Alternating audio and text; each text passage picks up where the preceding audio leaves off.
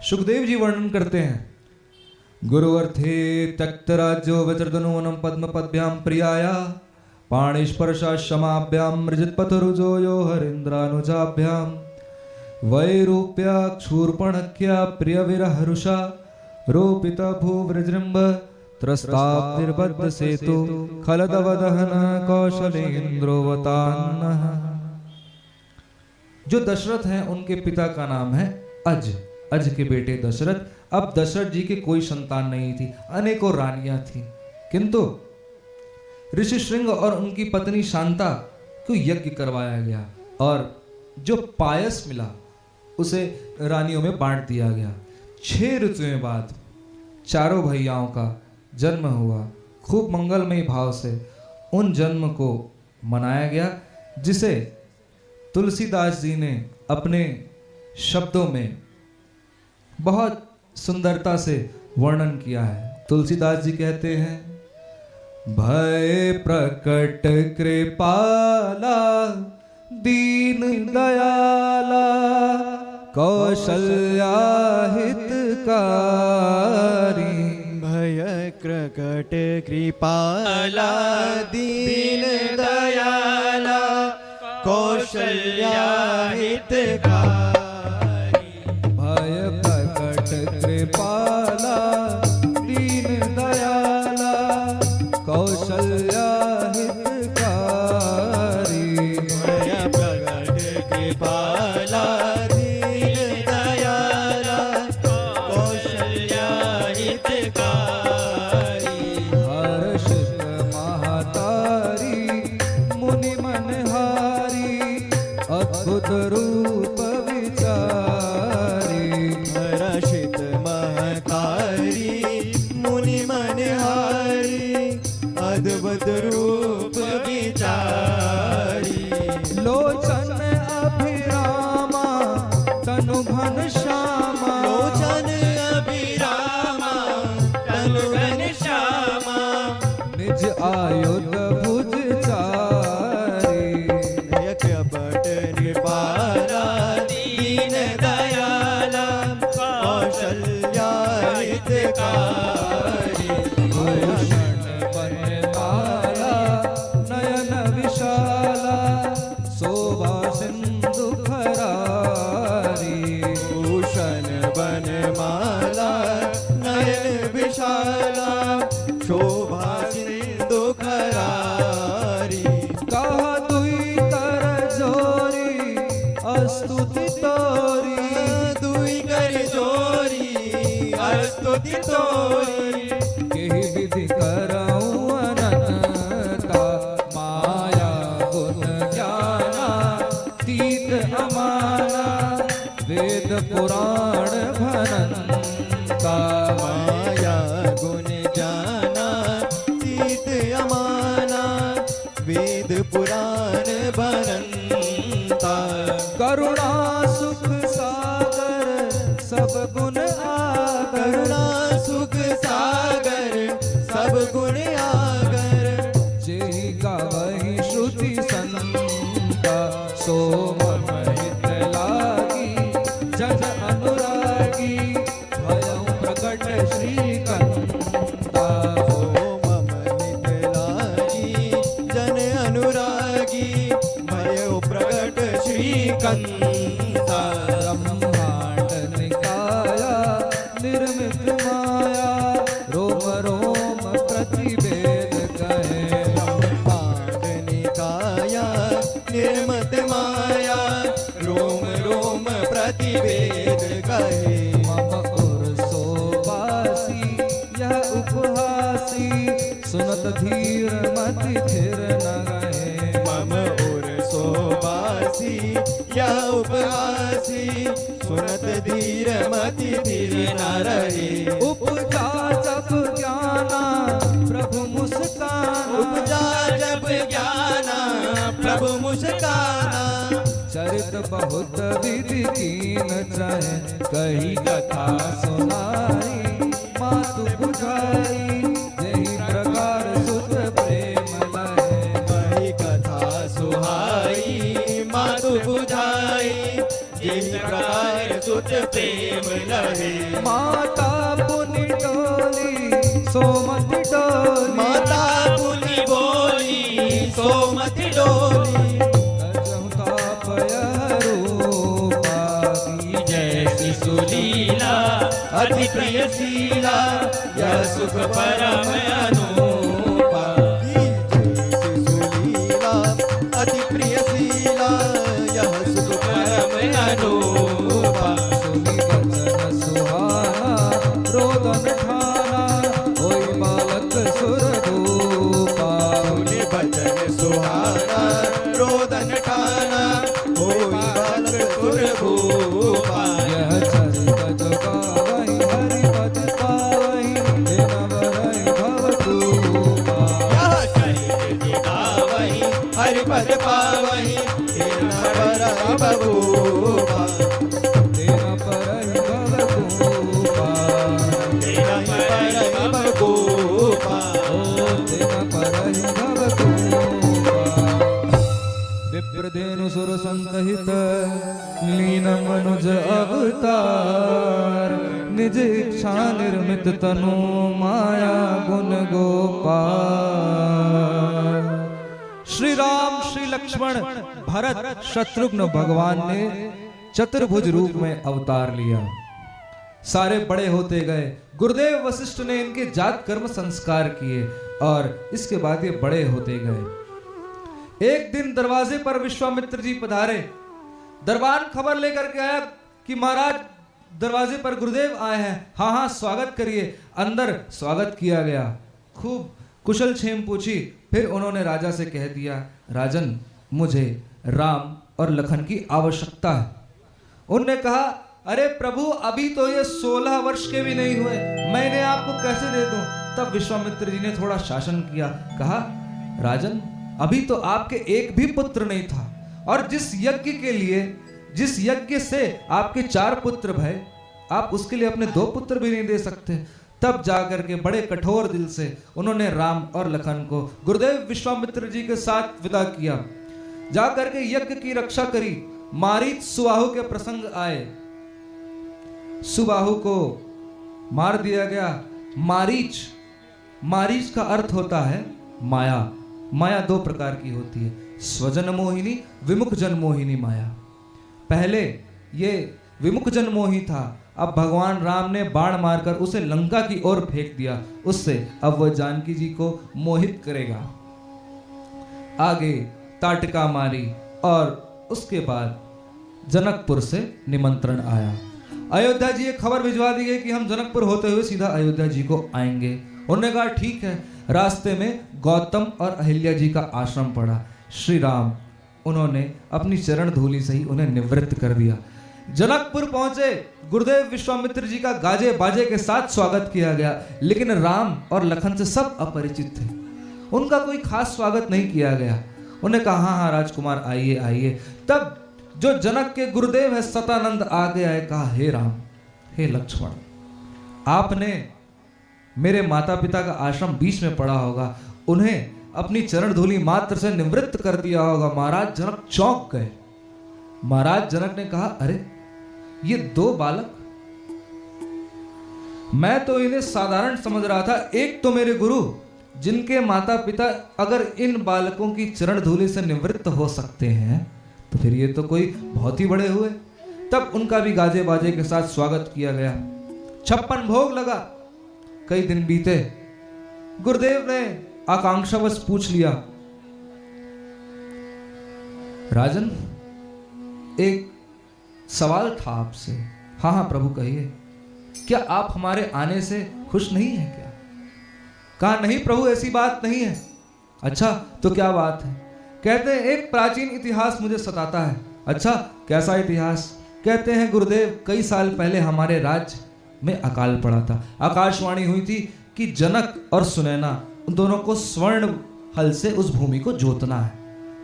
हम दोनों ने ठीक वैसा ही किया जैसा आदेश मिला। अब क्योंकि जब हम उस हल से भूमि को जोत रहे थे, वो स्वर्ण हल बीच में कहीं रुक गया। अब वहां से हमें एक पुत्री की प्राप्ति हुई। क्योंकि हल की नोक को सीतु कहते हैं, इसलिए हमने उस पुत्री का नाम सीता रख दिया। धीरे धीरे बड़ी होती गई। अब महाराज हमारे यहाँ एक शिव पिनाक रखा हुआ है, उसकी पूजा हम अपने सुविधा के अनुसार किया करते हैं। जब जब समय मिलता है रोज हम अपनी सुविधा के अनुसार, क्योंकि वो बहुत बड़ा है ना। अच्छा, एक दिन की बात है कि मैं राज्य से बाहर था और सुनैना ऋतुमती थी। तब हमने अपनी पुत्री जानकी जी से कहा, लाली जा यार नेक पूजा करा। तब जानकी जी गई हैं अपनी सहचरियों के साथ, राजगुरु के साथ जाकर के देखा, मंजूषा में अंदर धनुष रखा हुआ था। अब आपको बता दें कि वो धनुष कितना भारी और कितना विशाल था। जिस मंजूषा में वो धनुष रखा हुआ था उसको उठाने के लिए कम से कम 1000 योद्धाओं का बल लगता था। सीता जी ने उन्हें मात्र 3 उंगली से ही उठा दिया। अरे नीचे देखा, पुराने अक्षत, पुष्प, चावल देख करके उनका हृदय बिल्कुल पसीज गया। उनने क्या किया, और उस धनुष को उठाने के लिए 10,000 योद्धाओं का बल लगता था। सीता ने केवल एक हाथ से उस धनुष को यूं ऊपर उठाया, नीचे मार्जन कर दिया और वापस रख दिया। गुरुदेव जितने थे वहां पर सहचर थे, सारे बेहोश हो गए। उस दिन मैंने प्रण लिया कि जो पुरुष सिंह अपने पौरुष से इस धनुष का प्रत्यंचारोपण करेगा उसी का विवाह सीता के साथ होगा। महाराज कई साल बीत गए। अरे कई राजा आए, कई महाराजा आए, कई महाराजा धीराज आए, युवा आए, योद्धा आए, न जाने कौन कौन आया, लेकिन कोई उसके मंजूषा के ढक्कन को नहीं हिला पाया। गुरुदेव मैं क्या करूं, लगता है इस धरती पर वीरों की कमी हो गई है। उन्होंने कहा, जनक सुनो, जब तक जीवन में राम नहीं आते ना, तब तक जीवन में विश्राम नहीं आता। दिखाओ ना वो धनुष राम को भी। हाँ हाँ प्रभु पधारे, वहां रखा हुआ है। नहीं, वो नहीं जाएंगे, तुम धनुष को लेकर के आओगे, क्योंकि तुम चाहते हो कि राम उस धनुष का प्रत्यंचारोपण करे। कहा ठीक है प्रभु। अब गुरु आज्ञा के बाद क्या विचार करना। उसके बाद 10,000 11,000 योद्धाओं की व्यवस्था की गई। उसे खींच कर लाया जा रहा था। इतना विशाल का धनुष था कि कड़कड़ गड़गड़ कड़कड़ गड़गड़ की ध्वनि करता। गुरुदेव ने मानो अमौखिक रूप से एक ऐलान करवा दिया कि राम अब कोई लीला करने वाले हैं। इतनी तेज ध्वनि हुई, किसान अपने खेत छोड़ करके आ गए, माली अपने फूल छोड़ करके आ गए, मैया घर में खाना बना रही थी, गैस चालू छोड़ करके आ गई। अरे बच्चे जो स्कूल में पढ़ रहे थे अपने विद्यालय छोड़ करके आ गए। बच्चे तो छोड़ो, टीचर तक आ गए, और क्या बात करो, बीमार अपने बिस्तर तक छोड़ करके आ गए। सभा लगी, न जाने कितने न कितने राजा बैठे हुए हैं वहां पे। आपस में बात चल रही है कि हाँ देखा तो था हमने, कोई 2 तो नेक्से से बालक आए थे, लेकिन बड़े सुंदर थे। फिर आपस में चर्चा चलने लगी कि क्या हश्र होता होगा बेचारे इस पिता जनक का, जो ऐसा कठिन प्रण ले लिया। कहां ये वज्र सा कठोर धनुष, कहां कमल से कोमल राम। ये कहकर कुछ लोग लौटने लगे वहां से। लेकिन जैसे एक मतवाला गजेंद्र यदि किसी गन्ने के खेत में घुस जाए तो न जाने एक बार में कितने गन्ने उखाड़ लेता है, न जाने इधर विध्वंस मचा देता है, उधर एक बार में कितने गन्ने उखाड़ता है। ठीक वैसे ही श्री राम ने जाकर उस धनुष को प्रणाम किया और एक हाथ से उस धनुष को उठाया, धीरे से प्रत्यंचारोपण करने के लिए गए। ऊपर देखा झरोके से जानकी जी देख रही हैं, इधर नजरों से नजरें मिली। अरे हम वृंदावन वाले तो यही बताते हैं कि ये तो जानकी जी का ही प्रभाव था। अब आपको असली बात बताएं, जब बचपन में जानकी जी ने जहां जहां अपने हाथ के छाप छोड़े थे ना, ठीक राघवेंद्र सरकार ने वहीं से उस धनुष को उठाया। और एक बात ये होती थी कि जब जब जानकी जी कोई धनुष उठाने आता तो धनुष को देखा करती थी, उठ मत जाइयो लाला। तो अब ये जानकी जी राम को देख रही हैं। अब धनुष का बल तो चला गया। अब तुरंत उन्होंने धनुष उठाया, प्रत्यंचारोपण करने ही वाले थे, लेकिन मिलन की आकांक्षा में, एक्साइटमेंट में, प्रेशर कंट्रोल में नहीं हुआ, कटाक की ध्वनि हुई और उसके बाद धनुष राम जी के चरणों में जाकर गिर गया। चारों ओर नारे लगने लगे, सियावर रामचंद्र की जय, सियावर रामचंद्र की जय, सियावर रामचंद्र की जय। जानकी जी 1000 कमलों की माला हाथ में लेकर के आई। उसके बाद राम जी तन करके खड़े हुए। किसी ने कह दिया बाबा पहली बार आया है, लोक नीति नहीं जानता, आज झुक गया तो जीवन भर झुकना पड़ेगा ससुराल में। तन करके खड़े हुए राम जी। यहां लक्ष्मण जी से यह दृश्य देखा नहीं गया। कहा भाभी के हाथ में 2 कोमल से हाथ, उनके हाथ में 1000 कमलों की माला कितनी पीड़ा देती होगी। तुरंत उठे अपने आसन से, भैया राम आपकी जय हो, भैया राम आपकी जय हो। आज पितृलोक में बैठे हुए खटवांग दिलीप भगीरथ सगर आपके लिए कितने गौरवान्वित होते होंगे। अरे हमारे पिता दशरथ आपको देख करके उनको तो क्या कहने, उनके पास तो शब्द नहीं होंगे आपके लिए तारीफ करने के लिए। अरे ठीक है लक्ष्मण उठ जाओ उठ जाओ, उठता ही नहीं है। अरे लाला उठ जा, उठ तो ही नहीं है। फिर क्या हुआ, जैसे ही राम जी झुके उठाने के लिए, सीता जी खड़ी हैं, लक्ष्मण जी कहते हैं अरे भाभी देख क्या रही है, माला डाल, बड़ी मुश्किल से झुकाया है। तुरंत गले में माला डाल दी और चारों ओर नारे लगने लगे, सियावर रामचंद्र की जय हो, सियावर रामचंद्र की जय हो। उसके बाद अयोध्या खबर भिजवाई गई, अयोध्या खबर भिजवाई गई और बारात आई है। चारों भैया की शादी चारों बहनों से हुई है। परशुराम जी आए हैं, उनको तृप्त किया है और उसके बाद सब अयोध्या की ओर लौटे हैं। अयोध्या में कुछ माहौल ऐसा था कि वहां पे युवराज पद का अवलोकन होना था, जो कि वस्तुतः श्री राम ही बनते। लेकिन जैसे ही ये बात मंथरा को पता चली है, उन्होंने जाकर कैकेयी की बुद्धि को भ्रष्ट किया है। कैकेयी ने 2 वरदान मांगे, क्या भरत को राज्य गद्दी मिले, दूसरा राम को 14 वर्ष का वनवास मिले। जैसे ये बात कौशल्या मैया को पता चली, कहा राम अकेले नहीं जाएंगे, सीता भी जाएंगी। सुमित्रा मैया को पता चली, कहा ये दोनों अकेले नहीं जाएंगे, लक्ष्मण भी जाएंगे। अच्छा लक्ष्मण को बुलाया, सुनो इधर आओ। हाँ मैया बोलिए। कहा ये दोनों कौन है? सामने जानकी जी और राम जी खड़े हुए थे। ये दोनों कौन है? कहा ये मेरे भैया और भाभी। नहीं, आज से ये तुम्हारे माता पिता हैं। कहा इनकी नित्य सेवा करना लक्ष्मण, ये तुम्हारा धर्म है। तत्पश्चात तीनों गए महाराज दशरथ से आशीर्वाद लेने के लिए। महाराज दशरथ ने कहा तुम तीनों अकेले नहीं जाओगे, सुमंत भी जाएगा। अब सुमंत चला, पीछे राम लक्ष्मण सीता और उसके बाद जो दोनों भैया थे और उसके बाद समस्त पूर्ववासी जाकर के एक तट में रुके हैं। तट में रुके रात को आराम किया। लेकिन जैसे ही रात का अंधेरा था, राम उठे, लक्ष्मण उठे, सीता उठी, सुमंत उठे, सब वहां से उठ करके चल दिए। निषादराज गुह के यहाँ जाकर के आराम किया। सुमंत को कहा आप यहाँ से चले जाइए, हमारा सफर यहाँ से अलग होता है। गंगा जी को पार किया, भारद्वाज जी के आश्रम में पधारे। भारद्वाज जी से चित्रकूट का मार्ग पूछा और महर्षि वाल्मीकि से भेंट करके अब वह आगे की ओर बढ़े हैं। यहाँ अयोध्या में महाराज दशरथ ने राम की याद में प्राण त्याग दिया। भरत जी ने अंत्येष्टि क्रिया का संस्कार किया, क्योंकि वही सर्वश्रेष्ठ थे। वहां पे अंत्येष्टि का संस्कार किया और उसके बाद कहा लगता है भैया अब मान जाएंगे। कुछ पूर्ववासियों को इकट्ठा करके लेके चले भैया राम को मनाने के लिए। कहा भैया राम अब तो चल लीजिए, देखिए अब तो पिताजी भी चले गए। कहा नहीं, पिताजी की आज्ञा है, मैं उसका उल्लंघन नहीं कर सकता लक्ष्मण भरत। उन्होंने कहा ठीक है, लेकिन 14 वर्ष से एक दिन भी विलंब नहीं होना चाहिए, वरना मैं अपने प्राण त्याग दूंगा।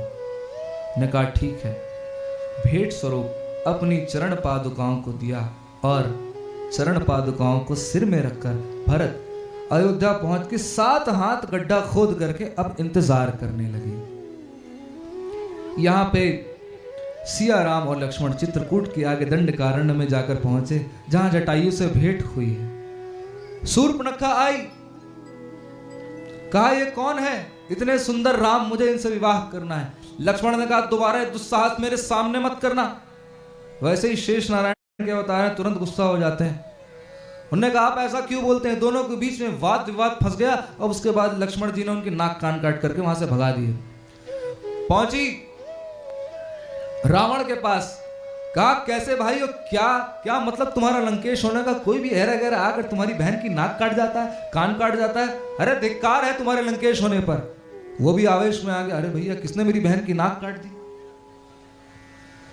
फिर उसके बाद खरदूषण को भेजा गया, उनका वध किया गया।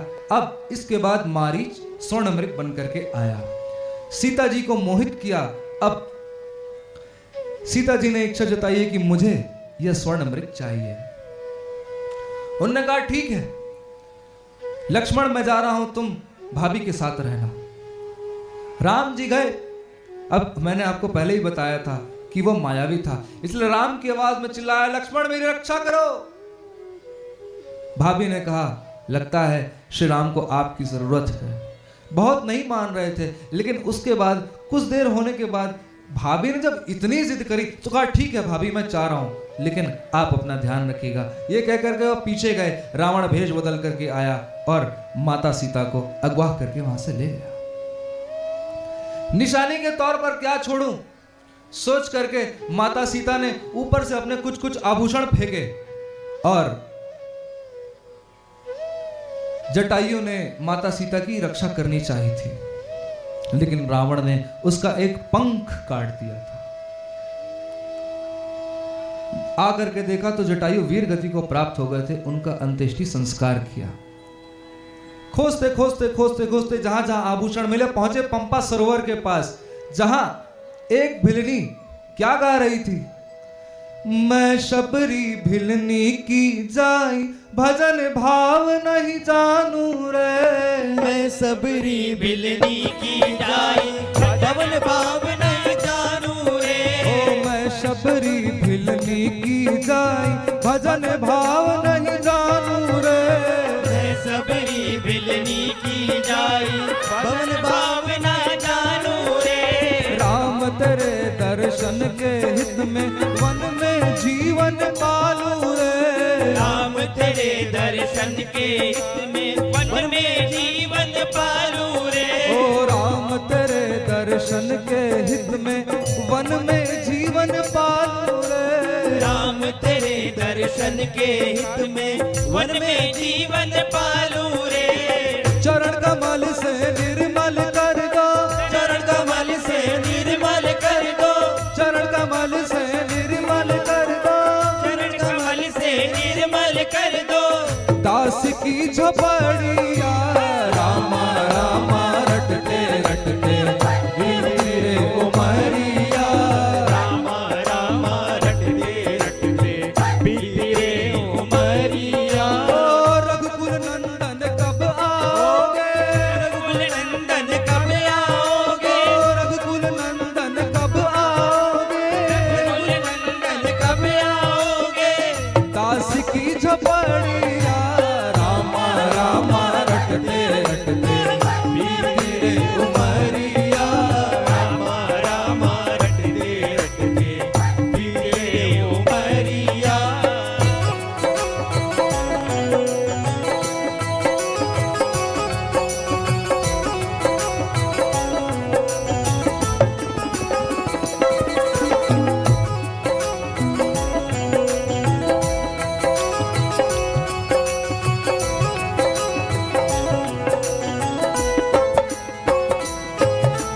रोज सवेरे वन में उठकर फल चुन चुन कर लाऊंगी। रोज सवेरे वन में जाकर फल चुन चुन कर लाऊंगी। ओ रोज सवेरे वन में जाकर फल चुन चुन कर लाऊंगी। रोज सवेरे वन में जाकर फल चुन चुन कर लाऊंगी। अपने प्रभु के सन्मुन रख कर प्रेम से भोग लगाऊंगी। अपने प्रभु के सन्मुख रख कर प्रेम से भोग लगाऊंगी। अपने प्रभु के सन्मुख रख कर प्रेम से भोग लगाऊंगी। अपने प्रभु के सन्मुख रख कर प्रेम से भोग लगाऊंगी। ओ मीठे मीठे बेरों की मैं, मीठे मीठे बेरों की मैं, मीठे मीठे बेरों की मैं, मीठे मीठे बेरों की मैं। भर लाई छबरिया रामा रामा रटते रटते बीती रे उमरिया। रामा रामा रटते रटते बीती रे उमरिया। ओ रघुकुल नंदन कब आओगे, रघुकुल नंदन कब आओगे। रघुकुल नंदन कब आओगे। रघुकुल नंदन कब आओगे। दास की डगरिया रामा रामा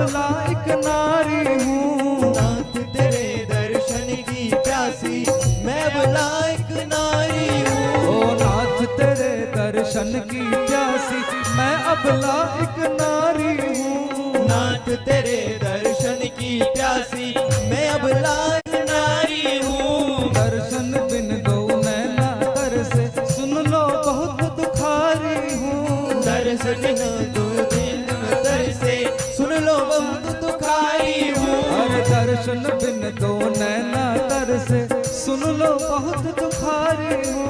दर्शन दो नैना तरसे सुन लो बहुत दुखारी हूँ। ओ हरि रूप में दर्शन दे दो। हरि दर्शन में दर्शन दे दो।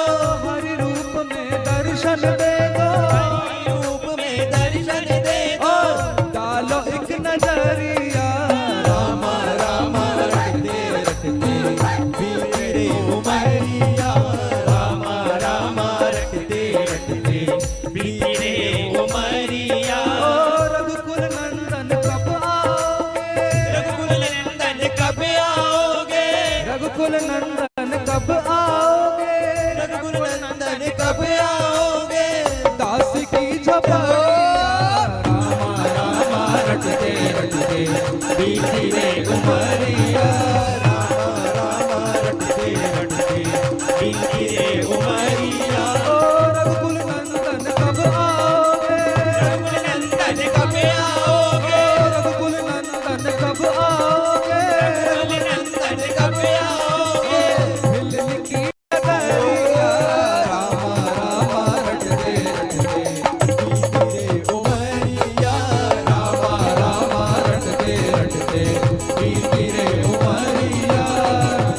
रामा रटते रटते बीती रे उमरिया। सीताराम राम राम सीताराम राम राम सीताराम राम राम सीताराम राम राम। सीताराम राम राम सीताराम राम राम सीताराम राम राम सीताराम राम राम। ओ सीताराम राम राम सीताराम राम राम सीताराम राम राम सीताराम राम राम। सीताराम राम राम सीताराम राम राम सीताराम राम राम सीताराम राम राम। ओ राधे श्याम श्याम श्याम राधे श्याम श्याम श्याम राधे श्याम श्याम श्याम राधे श्याम श्याम श्याम। राधे श्याम श्याम श्याम राधे श्याम श्याम श्याम राधे श्याम श्याम श्याम राधे श्याम श्याम श्याम। ओ राधे श्याम श्याम श्याम राधे श्याम श्याम श्याम राधे श्याम श्याम श्याम राधे श्याम श्याम श्याम। राधे श्याम श्याम श्याम राधे श्याम श्याम श्याम राधे श्याम श्याम श्याम राधे श्याम श्याम श्याम। ओ रामा रामा रटते रटते बीती रे उमरिया। रामा रामा रटते रटते बीती रे उमरिया। रघुकुल नंदन कब आओगे। रघुकुल नंदन कब रघुकुल नंदन कब आओगे। आओगे। रघुकुल नंदन कब आओगे। दास की झपड़िया। बीती रे उमरिया। रामा रामा रटते रटते बीती रे उमरिया। बीती रे उमरिया। बीती रे उमरिया। बीती रे उमरिया। बीती रे उमरिया।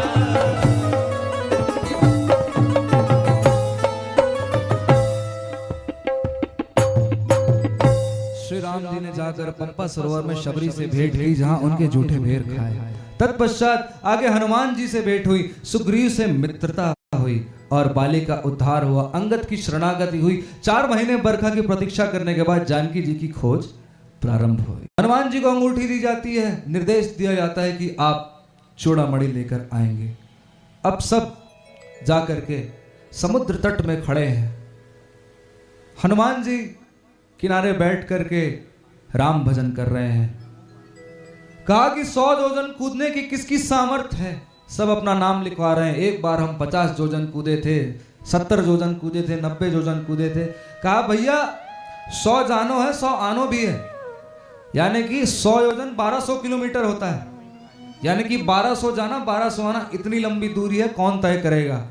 फिर कहा अनंत बलवंत श्री हनुमंत लाल जी महाराज कहाँ हैं। देखा तो किनारे में राम सिया राम सिया राम सिया राम भजन कर रहे थे।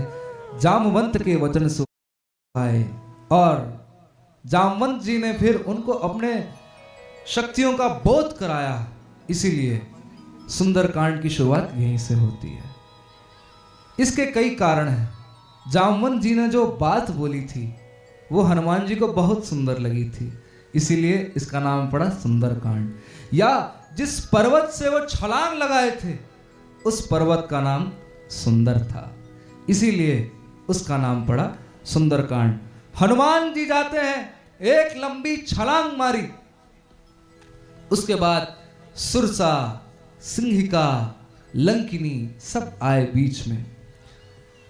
सबको पार कर लंकिनी को एक मुष्टि का प्रहार करी, लंकिनी धाराशायी हो गई। कहा प्रभु पहचान गई आप कौन हो? अच्छा कैसे पहचाना? कहा कि जब रावण को आशीर्वाद मिल रहा था ना, तब ब्रह्मा जी ने बोला था कि अगर लंकिनी को कोई एक मुक्का मार दे तो समझ जाना इसका अंत करीब है।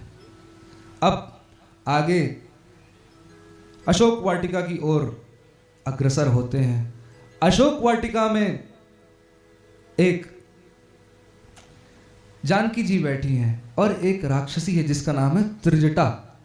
वो आकर कहती है, अरे सुनो, रात में मुझे एक स्वप्न आया है। कहा क्या स्वप्न आया है?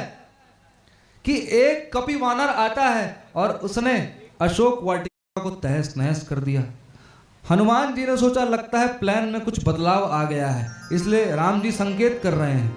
तब रात होने की प्रतीक्षा की गई। रात में अंगूठी गिराई और उसके बाद जानकी जी सोच रही थी कि ये कौन है। तभी हनुमान जी भजन कर रहे थे, क्या? राम सिया राम सिया राम सिया राम, राम सिया राम सिया राम सिया राम, राम सिया राम सिया राम सिया राम, राम सिया राम सिया राम सिया राम, राम सिया राम सिया राम सिया राम, राम सिया राम सिया राम सिया राम, ओ राम सिया राम सिया राम सिया राम, राम सिया राम सिया राम सिया राम, जय जय राम सिया राम सिया राम सिया राम, राम सिया राम सिया राम सिया राम। हनुमान जी वहां बैठकर भजन कर रहे थे। तुरंत इन्होंने देखा कि आखिर लंका में ये भजन राम नाम कौन ले रहा है। लेकिन हनुमान जी रुके नहीं, फिर गाते हैं राम सिया राम सिया राम सिया राम, राम सिया राम सिया राम सिया राम, राम सिया राम सिया राम जय जय राम, राम सिया राम सिया राम जय जय राम, राम सिया राम सिया राम सिया राम, राम सिया राम सिया राम सिया राम, राम सिया राम सिया राम सिया राम, राम सिया राम सिया राम सिया राम, राम सिया राम सिया राम सिया राम, राम सिया राम सिया राम सिया राम। हनुमान जी भजन कर रहे थे। तुरंत जैसे ही रात हुई, तुरंत हनुमान जी उस वृक्ष से नीचे की ओर कूदे और कहा, आपको एक बात बताते, जानकी जी को कपियों से बहुत डर लगता था, बहुत डर लगता था। अब जाकर के खड़े हो गए। पहले तो अति लघु रूप, बहुत लघु रूप में जाकर के खड़े हुए। कहा आप कौन हैं? कहा मैं राम का दूत हूँ, राम मेरे स्वामी हैं। अच्छा तुम्हारा नाम क्या है? हनुमान। अच्छा एक बात बताओ, राम जी की सेना किन से भरी हुई है? कहा कि कपि ही हैं सब, कुछ कपि हैं कुछ वानर हैं। अच्छा, अब हनुमान जी एक हाथ के बनकर गए हुए थे। हनुमान जी वहां खड़े हुए थे तो जानकी जी ने पूछा, अच्छा बेटा एक बात बताओ कि तुम्हारे राम जी की सेना में सब तुम्हारे ही साइज के हैं क्या?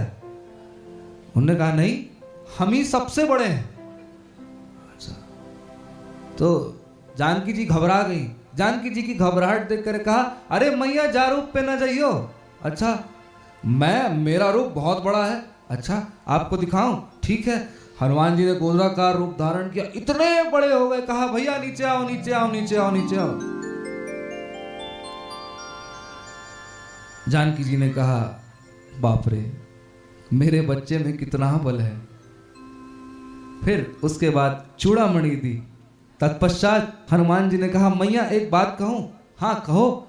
बड़ी भूख लग रही है, कुछ खा लो? हाँ हाँ खा लो, देखो कितने सारे फल हैं, सबको खा लो। जा करके अशोक वाटिका में पहले फल खाए, फिर पेड़ उखाड़े और उसके बाद जब खबर फैल गई कि कोई कपी मरकट आया है, आकर के फिर सबका विध्वंस मचा दिया। अक्षय कुमार का वध कर दिया गया। उसके बाद मेघनाथ आया। मेघनाथ को पहले से बता दिया गया कि किस तरीके से मारता है ये कपी। पहले तो मेघनाथ माया से ऊपर की ओर चला गया। जब हनुमान जी नीचे की ओर वृक्ष फेंके तो देखा खाली रथ नष्ट हुआ है।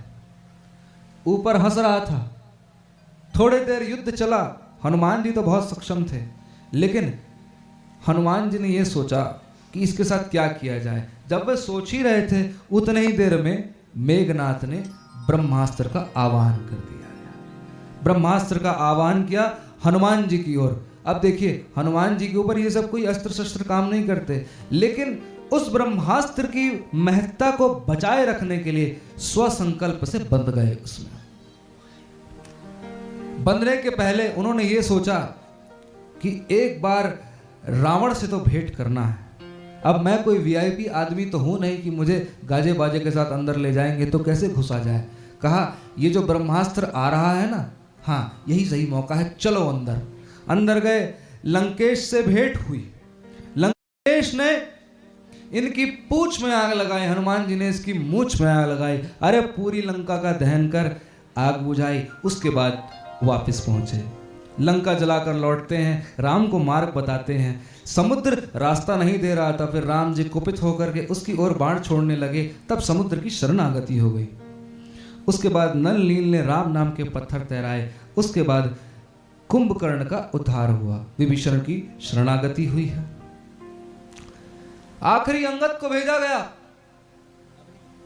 कि जाओ शांति प्रस्ताव रख करके आओ, हम कोई युद्ध नहीं चाहते। वो कहा तुम कौन हो? अंगद बोले मेरे पिता का नाम बाली है। अच्छा, मैं किसी बाली को नहीं जानता। कहा हाँ आप नहीं जानते होंगे पर हम जानते हैं। एक बार एक रावण नाम के राजा को कांख में रखकर 6 महीने तक भूल गए थे।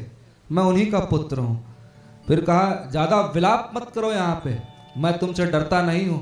यूं कह करके उनके बीच वाद विवाद हुई। आखिरी में भीषण युद्ध प्रारंभ हुआ। 1.25 लाख नाती पोते सब मारे गए। ठीक विजयादशमी के दिन आदित्य हृदय स्तोत्र का पाठ करते हुए श्री राम ने लंकेश का उद्धार किया। उसके बाद विभीषण को राज्य दिया गया। सीता जी को विधिवत लौटाया गया। पुष्पक विमान आया, उसमें सब लौटे। दंडकारण्य में कुछ ऋषियों ने हनुमान जी से कहा कि भैया हमको राम जी से मिलना है। राम जी ने कहा भैया 1 मिनट टाइम नहीं है, अगर थोड़ा सा भी लेट हुआ मेरा भाई प्राण त्याग देगा अयोध्या में। उन्होंने कहा अच्छा सुनो, देखो अभी तो हम नहीं मिला सकते तुमको, लेकिन आप इंतजार करिए, जब द्वापर में वो भगवान कृष्ण रूप होगा, जब कृष्ण की लीला करेंगे तब आप गोपी बन के आना और वो आपके साथ महारास करेंगे। उसके बाद सब लौटे हैं। भरत जी से भेंट हुई है, सबसे भेंट हुई है। जाकर के कैकेयी मैया, कौशल्या मैया, सुमित्रा मैया को प्रणाम किया है। अब भरत भैया ने बोला भैया राज्य संभालिए। उन्होंने कहा नहीं पिताजी तुम्हें दे गए थे, मैं नहीं संभाल सकता। लेकिन बड़े तो आप हैं, मैं किस प्रकार, मेरा तो हक बनता ही नहीं कि मैं राज्य गद्दी में बैठूं। अच्छा भरत सुनो, अगर ऐसी बात है एक काम करते हैं, जहां विवाद होता है वहां दान करना चाहिए। अरे इतनी बड़ी 14 वर्ष की तीर्थ यात्रा के बाद दान, वाह क्या बड़ी अच्छी बात है। गुरुदेव वशिष्ठ को मुखिया बनाया गया, संपूर्ण राज्य दान कर दिया। गुरुदेव बोले खाली दान दे रहे हो, हमें दक्षिणा भी चाहिए, दक्षिणा का प्रावधान है हमारे यहाँ। अच्छा गुरुदेव क्या लेंगे? अरे दक्षिणा स्वरूप तो हम यही लेंगे कि इस राज सिंहासन में सीताराम विराजमान हो। राम जी का राज्याभिषेक हुआ, राम जी विराजे, बगल में सीता, पीछे तीनों भैया और सामने अनंत बलवंत श्री हनुमंत लाल जी महाराज।